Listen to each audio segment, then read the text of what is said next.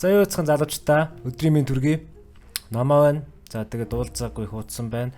За тэгээд өнөөдөр та бүхэндээ нэлээд удаан бодсныхоо эцэст өөрийнхөө бэлдсэн нэг юмыг хүргэе гэж бодсон. Тэгээд хэрвээ таалагдах юм бол та бүхэн бас комент тэгээд бас шеэр хийж олон түргэж өгөөрэй. Алдаа оноо байвал бас зөвлөөрэй.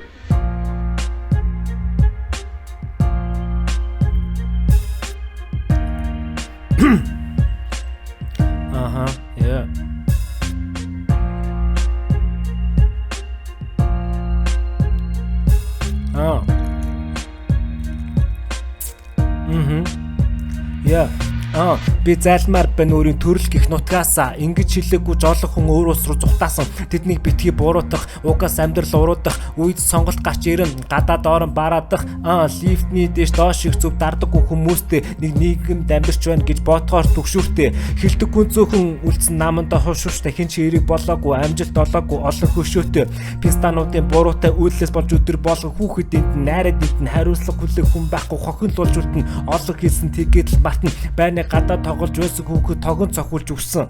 Энд ингэж амьдарч уснаас танд очвол дулаахан ядаж л гişүүдэн ирээдийнхаа боломжийг булаахгүй. Ёс суртахуун гэж байхгүй эрх мэдлээрээ далаалгана хушуучаа тайлсан хүний хүчний байгууллагаар тэдэ айлгана.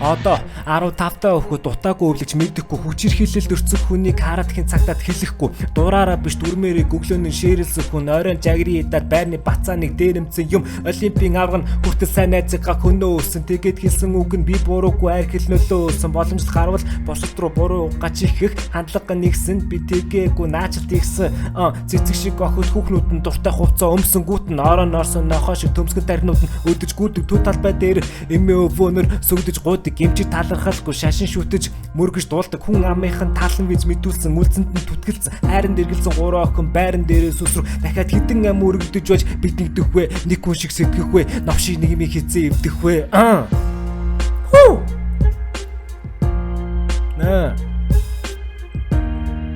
За ер нь нэг юм бэлдээ та бүхэндээ сонсох гэж бодсон юм аа.